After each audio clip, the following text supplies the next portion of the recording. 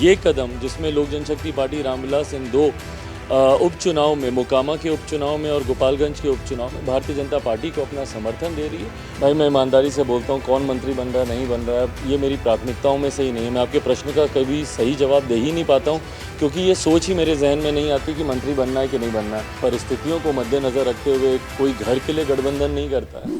चिराग पासवान हमारे साथ हैं, बीजेपी के साथ फिर से हो लिए हैं। सर, आप बीजेपी के लिए प्रचार भी करने जा रहे हैं मोकामा में, गोपालगंज में। क्या लग रहा है उपचुनाव में, क्या स्थिति है बीजेपी की?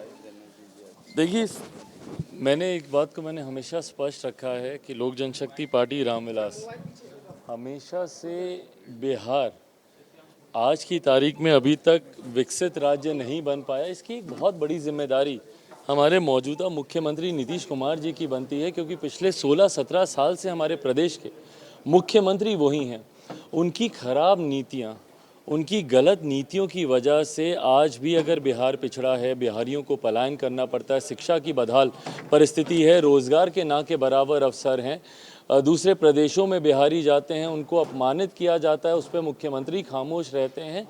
इन तमाम परिस्थितियों को देखते हुए हम लोगों की नीति, हम लोग के सिद्धांत एकदम स्पष्ट हैं कि मुख्यमंत्री नीतीश कुमार जी जब तक बिहार की सत्ता से बाहर नहीं जाएंगे तब तक बिहार एक विकसित राज्य नहीं बन सकता। ऐसे में पार्टी ने हमेशा वो कदम उठाए हैं जो प्रदेश हित में हो।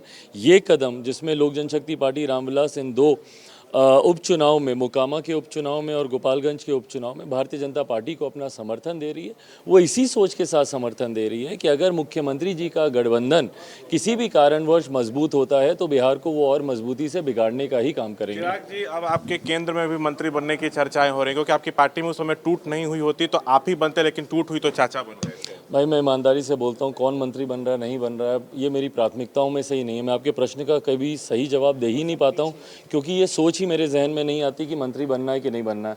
हमेशा हम लोगों ने बिहार के हित में जो फैसले हैं वही लेने का काम किया है।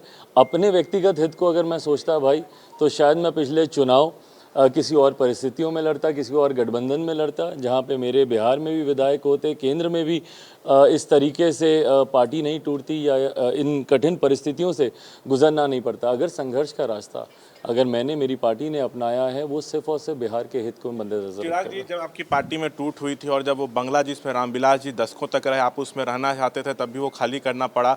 बीजेपी आपकी तब मदद नहीं की। क्या लगता है कि आज बीजेपी को आपकी जरूरत है नितीश के जाने के बाद, तो बीजेपी आपके सामने सरेंडर की? भाई देखिए, ये व्यक्तिगत परिस्थितियों को मद्देनज़र रखते हुए कोई घर के लिए गठबंधन नहीं करता है।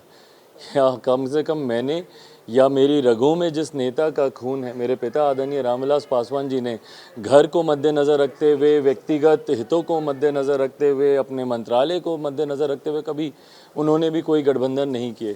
तो अगर मेरे दिमाग में ये सब सोच होती तो शायद मैंने बहुत पहले, जैसा मैंने कहा कि मैं फैसले कुछ और लेता। ये जो भी फैसला लिया गया है ये बिहार के हित को मद्देनज़र रखते हुए। आखिरी सवाल चिराग जी, आपके चाचा भी इसी एनडीए में हैं, तो क्या आने वाले समय में आप लोग फिर से साथ हो सकते हैं, या अब ये हो सकता है कि चाचा बाहर हो जाएं एनडीए से? भाई एनडीए गठबंधन का स्वरूप अभी क्या होगा ये ज़रूर अभी आने वाले दिनों में तय होगा। जैसा मैंने कहा कि इन दो उपचुनाव को लेकर भारतीय जनता पार्टी के प्रत्याशियों का समर्थन लोक जनशक्ति पार्टी रामविलास कर रही है। चिराग जो है हमसे एनडीए में वापसी पर बात कर रहे थे। कैमरा पर्सन आशीष के साथ शशांक कुमार, एबीपी न्यूज़, पटना।